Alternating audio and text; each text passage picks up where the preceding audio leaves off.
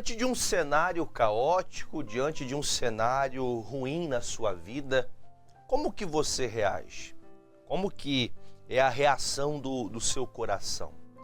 Eu vou dizer para você que a maneira de como você encara o momento difícil vai fazer com que você consiga perceber se você vai vencer aquilo ou se você vai aceitar viver com aquilo, sofrendo, com dificuldade e até mesmo como muitas pessoas às vezes vão conseguir enxergar em você os seus murmúrios.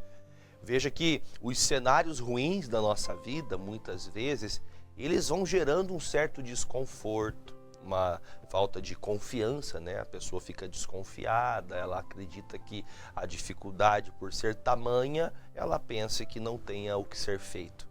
Neemias, ele recebeu uma visita contando que o seu povo, o povo de Israel, estava em sofrimento, estavam com toda Jerusalém destruída e eles estão precisando de ajuda. Neemias ora, Neemias chora, Neemias se apresenta a Deus, Deus dá condições para que ele possa sair da situação que ele estava. Deus dá, segundo o entendimento do capítulo 2, o início do capítulo 2, ele precisa falar o que ele está sentindo, ele precisa abrir o coração, por mais difícil que seja, ele tem que falar. Ele abre o coração, ele fala com o rei, ele fala, olha, a minha tristeza não é tristeza de nenhuma doença, não estou doente, está tudo certo comigo, mas há coisas que me machucam. E essas coisas estão me deixando meu semblante triste, eu estou arrasado por causa dessas coisas. E veja que um amontoado de coisas vão entristecendo as pessoas. Qualquer ser humano pode passar por isso. Qualquer ser humano pode passar por uma situação, por uma crise, por uma dificuldade, pode passar por esse sintoma dessa tristeza. Neemias, depois que tem esse momento de tristeza, de oração, Deus dá sabedoria para ele, ele faz uma oração a Deus, ele pede a Deus uma direção.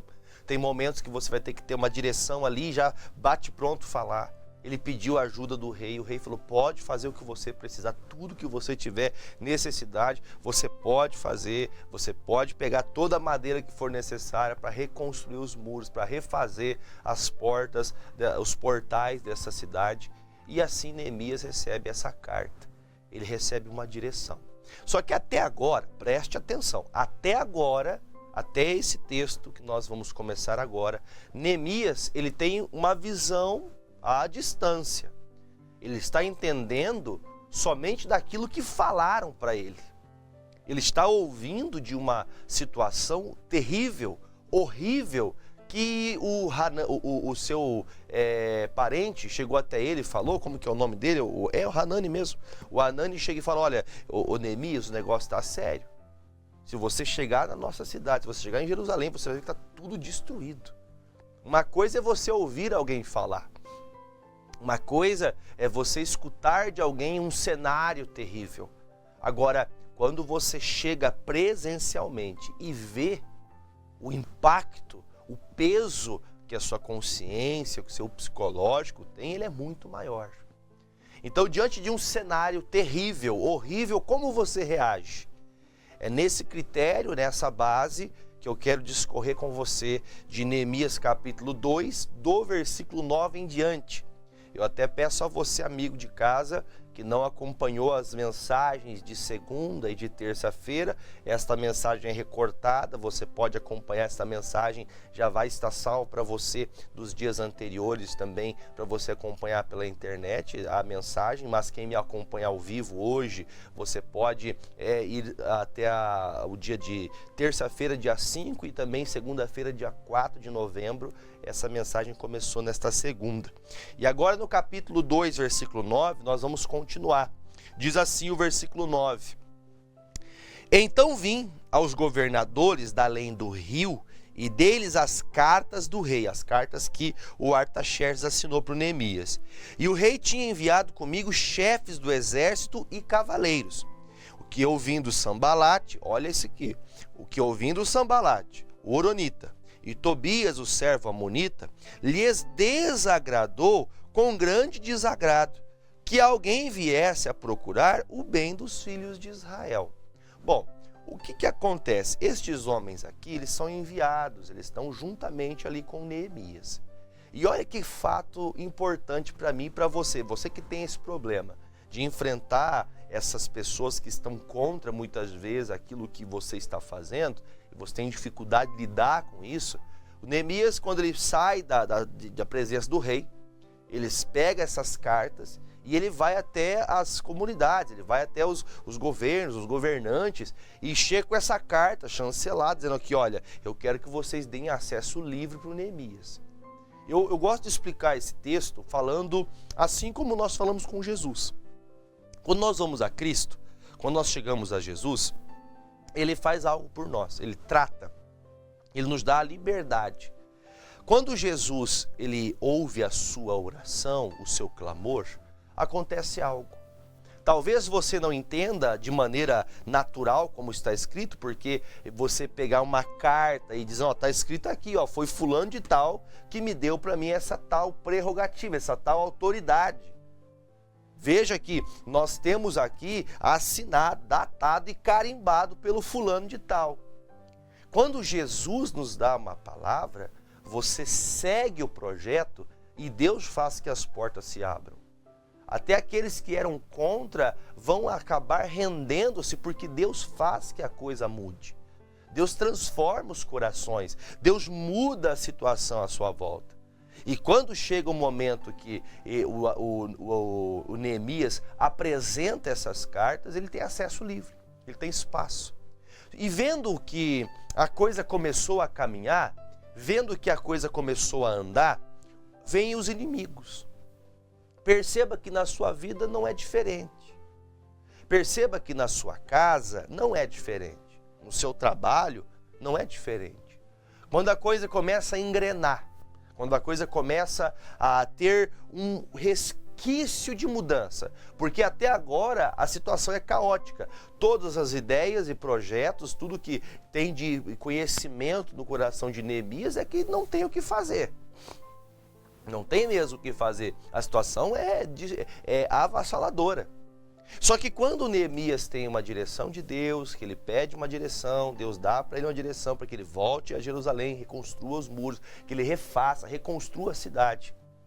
Ele está em caminho e Deus está abrindo as portas. Deus abriu o coração do Artaxerxes. O Artaxerxes não desprezou Neemias. Quantos outros copeiros poderiam estar no lugar dele? Mas não, ele preferiu abençoar, ele abriu a porta. Então, quando Neemias está a caminho, eles têm acesso livre, porque agora a oportunidade, a porta se abriu. É assim que Deus faz com a gente, você sabia? Deus abre portas. Você sabia que Deus abre portas?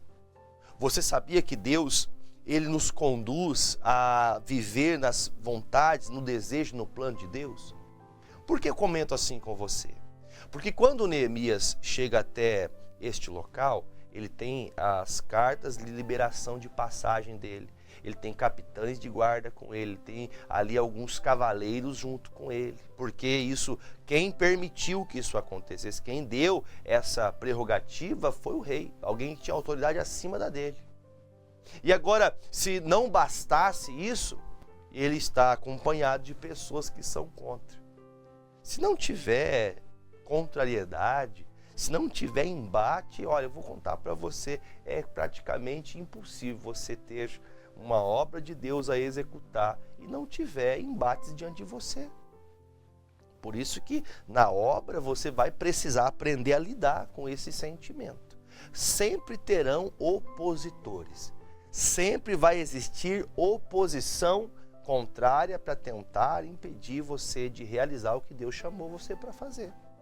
Quando vem essas pessoas aqui, o Sambalate, quando vem o Tobias, quando vem essa galera aqui, eles estão querendo ajudar? Eles só estão querendo atrapalhar. Quer dizer, alguém está pensando em reconstruir Israel? Estes homens são contrários, são amonitas, né? São pessoas que não proferem a fé em Deus, que não creem no Senhor Jesus, que não creem em Deus. Então, veja que essas pessoas que são anti a fé bíblica, elas sempre vão se opor. Por isso que a Bíblia fala, quando um espírito de alguma autoridade, ou seja lá quem for se levantar contra você, não deixe seu lugar. Não deixe sua posição porque alguém se levantou contrariamente. Não deixe. Continue firme. Você tem um projeto? Você tem uma palavra? Continue em frente. Vai em frente. Continua firme com Jesus. Continua confiado. Deus, eu vou continuar lutando pela minha família. O versículo seguinte diz agora como que o cenário muda. Qual que é o sentimento agora? Olha a sabedoria de Deus no coração de Neemias. Diz assim, ó. E cheguei a Jerusalém e estive ali 3 dias. Ou seja, agora ele não só está ouvindo mais. Ele não está somente ouvindo, agora ele está presenciando, ele está vendo a situação. E de noite me levantei, eu e poucos homens comigo, e não declarei para ninguém o que meu Deus me pôs no coração para fazer em Jerusalém. E não havia comigo animal algum, senão aquele que estava montado. O único que estava montado num cavalo, caminhando por toda Jerusalém. E de noite saí pela porta do vale, para a banda da fonte do dragão, para a porta do monturo, e contemplei os muros de Jerusalém que estavam fendidos, sido consumidas pelo fogo. As portas estavam fendidas e suas portas que tinham sido consumidas pelo fogo. E passei a porta da fonte ao viveiro do rei, e não havia lugar onde pudesse passar a cavalgadura que estava debaixo de mim. Bom, então agora, o cenário que psicologicamente já era ruim, aumenta ainda mais o fardo, fica mais difícil quando chega no local. Por exemplo, tem aquela pessoa, ela está sentindo uma dor e ela está percebendo que aquilo é uma coisa ruim. Ela vai ao médico, ela procura um especialista, faz exames, ela tem um sentimento, ela está tendo uma dor, ela está passando por um problema. E quando ela vai quando ela chega até o médico com os exames comprovam aquilo que ela temia, o que já era um medo, tem a comprovação. Neste cenário, qual é a tua reação? Como que você reage? Porque nesta hora, o Neemias, ele deixou todo mundo, ele ficou sozinho. Havia algumas pessoas que foram com ele, mas quando ele sai cavalgando por Jerusalém, ele sai caminhando para ver o tamanho do estrago e para ver o que poderia fazer. E ele não declarou para ninguém como ele reagiria, mas ele está no seu coração contemplando toda aquela desgraça, toda aquela tormenta. E ele para e fala, olha, só estou eu e meu cavalo aqui agora. No entanto, que chega um lugar que havia tantos montões de pedra que o cavalo nem podia passar. Imagine um lugar que esse animal não conseguia cavalgar. Imagine quanta destruição. Agora, se não bastasse isso, vamos trazer isso aqui como estou exemplificando uma enfermidade que alguém possa passar. Porque quando chega o resultado, quando você vê realmente, você tinha talvez uma percepção, talvez um sentimento que poderia ser algo muito ruim, mas quando chega a coisa não é ruim, é pior do que você pensou. É pior, é inimaginável aquilo que realmente é. É pior do que você pensava. E eu aqui não estou falando com a intenção de você pensar que o pastor é profeta de caos, mas pode ser muito pior do que você pensa. Por isso, quando Neemias ele está aqui diante dessa situação, ele está sozinho, ele está ali, ele e Deus, Deus e ele, e ele toma uma decisão, eu não vou falar para ninguém o que eu vou fazer. Aí ele vai no versículo 14 comigo, vamos lá? E passei para a porta, a fonte versículo 15, desculpe. E então de noite subi pelo ribeiro, contemplei o muro, voltei e entrei pela porta do vale e assim voltei. E não souberam os magistrados aonde eu fui, nem o que eu fazia, porque ainda até então nem os judeus, nem aos nobres, nem aos magistrados, nem os mais que faziam a obra tinham declarado coisa alguma. Ponha para mim, por favor, ali no GC, até o versículo 20, por favor, que eu vou seguir mais em frente aqui. Então, o que acontece? Neemias volta dessa cavalgadura, ele passa ali um tempo, ele está diluindo como que ele vai lidar com essa situação e ele não fala para ninguém. Ele não chama nem maioral, nem menor, ele não fala com ninguém sobre a situação. Aí o versículo 17. Então, lhes disse, ele faz uma reunião, ele convoca uma reunião das pessoas e fala: bem, vedes vós a miséria que estamos, que Jerusalém está assolada, que as suas portas têm sido queimadas. Vinde, pois, e reedificamos o muro de Jerusalém, e não estejamos mais em opróbrio. Então, o que Neemias faz diante de todo aquele caos, aquela situação horrível? Ele se deparou com coisa muito mais profunda, muito mais difícil do que todas as pessoas que estão diante dele.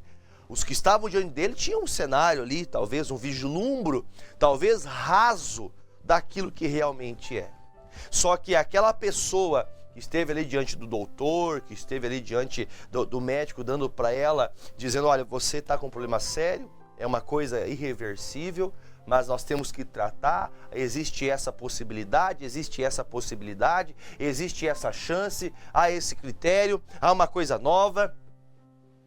Quando ele volta, ele não volta desesperado, ele não volta com o coração abalado. Perceba que as pessoas de Deus, quando vão tomar uma decisão, elas colocam o Senhor em primeiro, elas se acalmam, porque existem pessoas que numa situação caótica, uma situação crítica, ao invés de ela conseguir encontrar forças para continuar, para poder manter a fé firme, ela se abala totalmente. O emocional vai lá embaixo, o psicológico vai lá embaixo, porque ela descrê do que Deus chamou ela para fazer.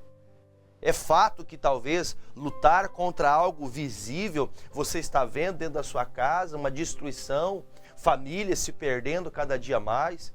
Você fala: pastor, eu não sei o que fazer, eu não sei como reagir, eu não sei como me posicionar diante desse tamanho problema. Olha a situação. Eu já ouvi tantas pessoas falando isso: eu nasci para sofrer, pastor. A minha vida inteira eu sofro, é dificuldade após dificuldade. Eu digo: bem-vindo. Todos nós passamos por isso. Ah, pastor, mas tem pessoas que não passam pelo que eu passei. Claro que passar o que você passou, ninguém tem que passar. Mas diga-se de passagem, todos nós temos nossos pleitos. Não há ninguém neste mundo que, para vencer o mundo, não precise ter fé. A Bíblia fala: o que vence o mundo é a fé que vence o mundo. Nós temos que crer, nós temos que confiar na palavra de Deus. Neemias, ele não abre a boca para desanimar o povo. A situação está difícil mesmo, viu?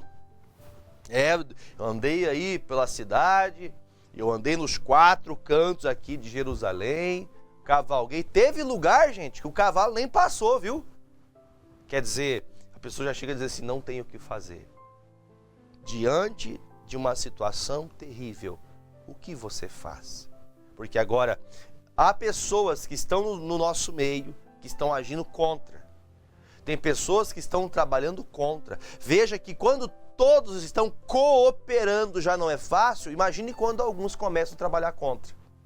Imagine quando alguns começam a trabalhar, um puxa para um lado, outro puxa para o outro. Um começa: vamos lá, vamos conseguir, os outros: não vai dar certo. É igual aquele desenho antigo, né? Que tinha aquela hiena, não sei se você vai lembrar, que ela falava: ó céus, ó vida. Tem uns que estão se alimentando: vamos lá, vamos conseguir, vamos crescer, vamos melhorar, vamos reconstruir, vamos refazer, vamos melhorar. E os outros: desse jeito não dá. Olha aí, olha a situação que está. Porque o Neemias, ele precisa tomar uma postura, porque Neemias levantou ele como uma posição de liderança. Ele era um grande governador. O Neemias se levantou em obediência a Deus. Ele entendeu de Deus, porque até mesmo o texto declara: ele não falou nada o que Deus havia falado com ele. Porque o povo, muitas vezes, não vai agir assim bem como a liderança. Porque o líder Neemias, ele está nessa fé. Está convicto que Deus vai com ele. No entanto, que ele já está vendo as portas se abrir.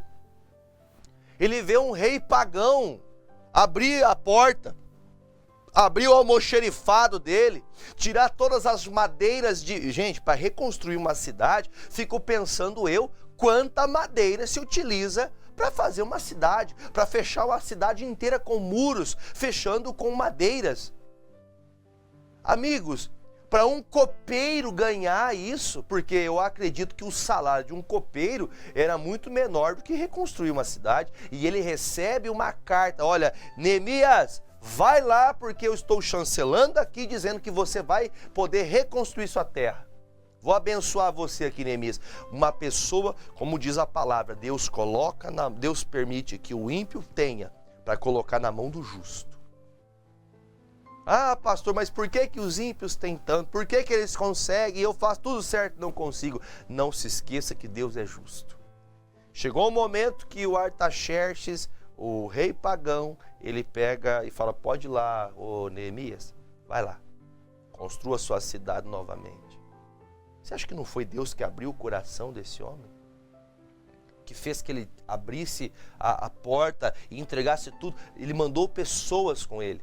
Ele não perdeu só o copeiro do trabalho de dentro do palácio, ele perdeu várias pessoas, capitães de guarda, que ele manda para estar junto de Neemias. E quando Neemias toma a palavra, ele fala: gente, vocês estão vendo que há uma miséria, né? Vocês estão vendo aqui, porque há uma visão superlativa, uma visão ali somente, né, periférica. Só o que eles conseguem enxergar. O que estava lá, o horizonte, eles não tinham noção, porque só Neemias tinha enxergado quão profundo era o problema. Aí quando Neemias fala: gente, nós vamos tirar esse opróbrio do nosso coração e essa miséria vai acabar. Este é o cenário que Deus quer nos encontrar. Chegamos a um caos, chegamos a uma situação terrível, Deus quer nos encontrar como Neemias, confiante na sua palavra. A palavra que você recebe de Deus, ela é como se fosse a autorização de vitória para você. Porque quem abriu as portas não foi homem, porque diz a palavra, Deus não é homem para mentir, nem filho de homem para se arrepender. O Neemias, ele tinha um projeto de Deus e ele não hesitou em fazê-lo porque era muito difícil. Pastor, mas é muito difícil? O que eu vou fazer? Como que eu vou reagir diante desse problema? Como que eu vou me posicionar diante dessa situação? Diz o Neemias: gente, nós vamos nos levantar e vamos edificar essa cidade. Ele não pergunta. Já parou para pensar se o Neemias chega: gente, tá difícil, né? Não sei o que fazer. Tá difícil. Gente, olha, vocês... E isso, sabe aquelas pessoas que são do caos? Aquelas pessoas que gostam de alimentar a tristeza? Tá ruim, mas tem um ditado aí fora: mas vai piorar. Tava ruim, melhorou, parece que piorou. Porque o Neemias, ele tem uma função. Ele precisa levantar pessoas que acreditem no projeto. Que projeto, pastor? Que acreditem na palavra de Deus. Se você acredita na palavra de Deus, que ela tem poder para mudar a tua família, para mudar teu casamento, para mudar a tua situação financeira, que pode fazer você, mulher, que quer gerar filhos, ter o seu filho em seus braços, que pode fazer você que está numa cadeia, numa prisão, cometeu erros, falhas, erros grotescos, mas está tendo a oportunidade de recomeçar. Você que pode estar na pior situação, desprezado pela sociedade, desprezado pela família, desprezado por tudo e por todos. Mas se você tem uma palavra de Deus, Ele te ajuda você, a pedra sobre pedra que está destruída, a ser colocado no seu lugar. Onde há destruição, Deus vai trazer edificação. Onde há tristeza, Deus trará alegria. Onde há enfermidade e doença, Deus trará a cura. Onde há qualquer sentimento contrário, Deus vai trazer a palavra que vai tratar aquela situação. Embora tudo isso aconteça, os inimigos continuam ali. E isso eu vou continuar falando nas próximas mensagens. Não é porque você tem uma palavra de fé, não é porque você confia que Deus vai lhe dar vitória, que os inimigos vão deixar de te perseguir. Não vai. Escute bem, os inimigos não vão deixar de te perseguir. Isso aqui é uma afirmação. Os inimigos não deixarão te perseguir. Porém, o Neemias sabe muito bem o que Deus quer para a vida dele. 18, termino agora. Então lhes declarei, como a mão de Deus me fora favorável, como também as palavras do rei que ele me tinha dito. Então disseram, levantemo-nos e edifiquemos. E esforçaram as suas mãos para o bem. Amados, o Neemias, ele transmite a este povo o que Deus falou com ele. Olha, Deus fez isso, isso, isso e isso. Deus, ele foi contando toda a forma que Deus tratou para que eles estivessem ali. E quando eles ouviram, eles entenderam isso aqui que está acontecendo com o Neemias ele não está fazendo algo só por querer aparecer. Foi Deus que escolheu esse homem. Foi Deus que escolheu essa pessoa para reconstruir essa cidade, para reconstruir. Deus escolheu ele, então nós vamos junto com ele. Veja que agora o projeto não está só no coração dele. Ele conseguiu fazer que seus liderados, que aquele povo que está ali junto com ele, entendessem a vontade de Deus. Olha que importante é para a família. Quando, por exemplo, alguém munido da palavra, seja o marido, seja a esposa, seja os filhos, alguém munido com uma palavra, com uma direção de Deus, de transmitir a palavra para essa família, de mostrar o bom testemunho, porque o testemunho de Neemias faz que o povo que está diante dele dê crédito, acredite naquilo que Neemias está falando. Olha a importância do testemunho, de você não retroceder. Você olha, começa tudo que parece, né, como diz o fogo de palha, começa naquela alegria, daqui a pouco desmotiva de novo, desanima de novo. Anima-te, pois, levanta-te. Começa mesmo a anunciar, falar para o teu filho, falar para a tua esposa, para o teu marido, nós vamos vencer. Nós vamos ver nosso filho curado, nós vamos ver nossa família restaurada, nós vamos ver a nossa filha transformada. Sabe, é você falar e declarar, olha o que Deus já fez comigo, olha como Deus mudou minha vida. Porque o testemunho de Neemias, porque aquela fala, tudo que Deus tinha feito, moveu o povo a falar, então vamos construir. Quando todo mundo pega para trabalhar junto, a coisa vai para frente. Quando há ali uma linha de produção de fé, que todos estão alinhados no projeto de Deus, olha, o diabo, ele sabe que começou a derrota dele na sua vida. 19. O que ouvindo Sambalate, Oronita, Tobias, o servo Amonita e Gesem, o Arábio, zombaram de nós e desprezaram-nos e disseram, que é isso que fazeis? Quereis rebelar-vos contra o rei? Então lhes respondi e disse, eu quero que você que está em casa, você que está me assistindo agora, de onde você está, eu quero que você leia comigo em alta voz este versículo e declare junto comigo. Então lhes respondi e disse, o Deus dos céus é o que nos fará prosperar, e nós, os seus servos, nos levantaremos e edificaremos, mas vós não tendes partes, nem justiça, nem memória em Jerusalém. Ou seja, ele fala, fique sabendo vocês, nós vamos fazer, porque o Deus dos céus vai prosperar as minhas mãos. Sabe o significado disso? Onde eu botar minha mão, Deus vai prosperar. O que eu colocar o intento do coração a fazer, Deus vai prosperar. Mas ali é um lugar que ninguém prospera, mas eu vou prosperar, porque Deus dos céus está comigo.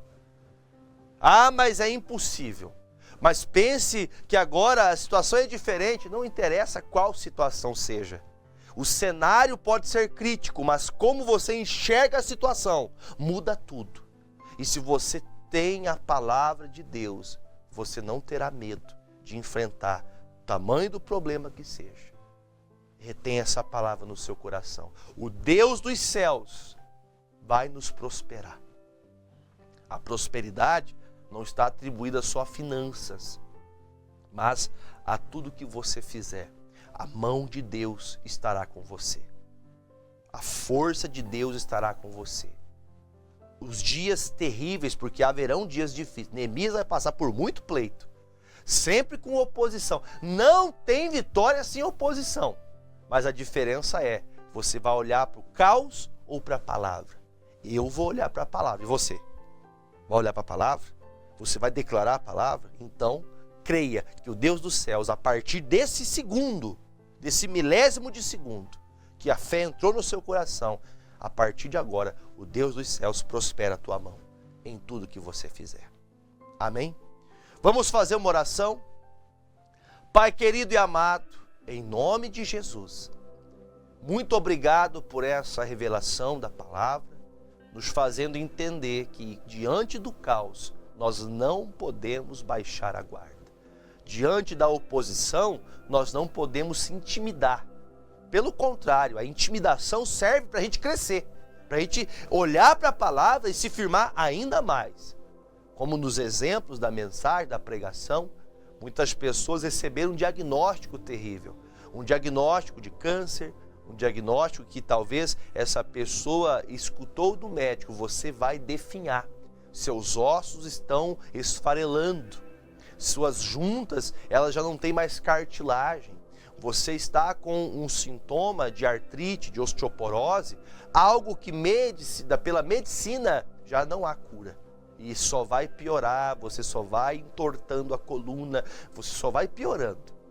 Que caos é ouvir uma coisa dessa, que barbaridade é ouvir uma coisa dessa. Mas, entretanto e todavia, tu já disseste que somos sarados.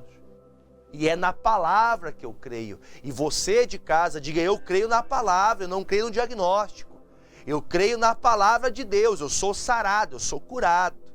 Por isso eu declaro, Pai, que todos que com fé junto comigo oram agora, pensando, ó Deus, em milhares de pessoas que estão enfrentando essas mazelas no corpo, na alma e no espírito.